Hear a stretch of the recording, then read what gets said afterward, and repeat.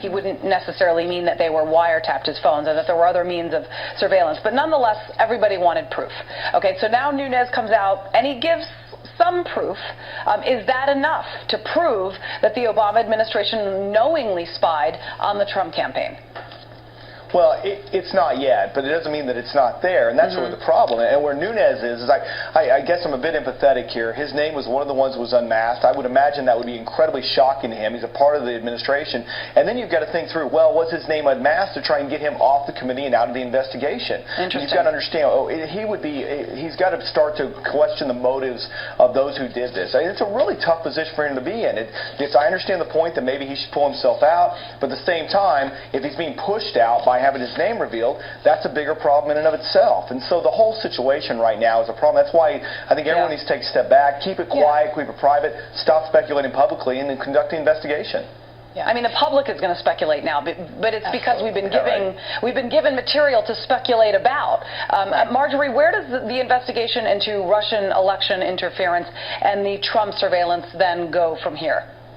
Well, I mean, again, the hearings have to take place. There's still a lot of information that is being held undercover that is not for public information. So, from what I understand, the hearings are going to take place in the House Intelligence Committee. There isn't plans for a third party, even though there are calls for it. And frankly, Democrats have to comply, and they have to participate. Otherwise, they will not get any access. If they decide to boycott or something like that, they wouldn't get access to all the files and the information. But I think the key thing is not that what is in question is whether the Obama administration was spying on them. It was that, I mean, the information was incidentally uncovered as they were looking for other things, and unfortunately implicated some of the people in the Trump administration.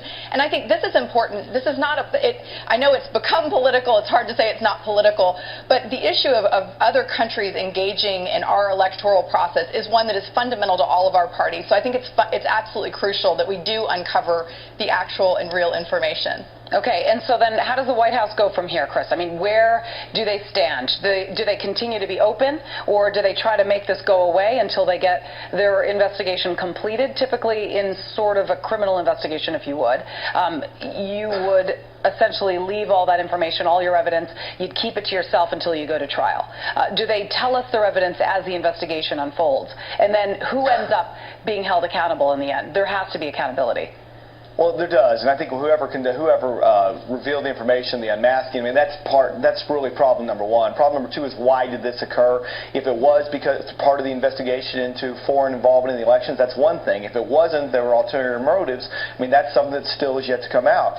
But I get back to the point of what really needs to happen is the Trump administration has got to cooperate. They've got to do it quickly. They've got to make sure that it is thorough, and to be able to show that this is, or hopefully show that this is something that can be put behind them and they can still govern. Because if it goes deeper than that and it drags on, then you can put the rest of the agenda of the Trump administration behind you, because this is going to dominate the news. All right, the Comey hearings, those continue next week, so I'm sure we'll be getting plenty more information out of that.